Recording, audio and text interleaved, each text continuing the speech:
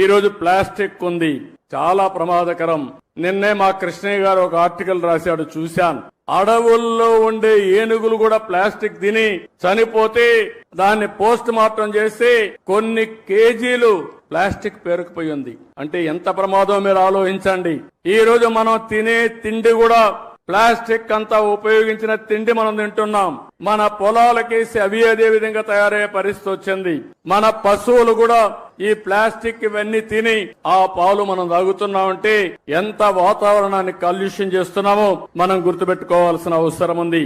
అందుకే ఈ ప్రభుత్వం స్పష్టంగా స్వచ్ఛ ఆంధ్రప్రదేశ్ 3వ శనివారం నిర్వహిస్తున్నాం. నేను ఒకటే మీకు హామీ ఇస్తున్నా, రాష్ట్రంలో ఎక్కడ కూడా చెత్త కాదు, చెత్త నుంచి సంపద సృష్టించే అవకాశం మనకుందని చెప్పి కూడా నిరూపిస్తామని మరొక్కసారి మీ అందరికీ విజ్ఞప్తి చేస్తున్నాను. అందుకే ఈ రోజు చూస్తే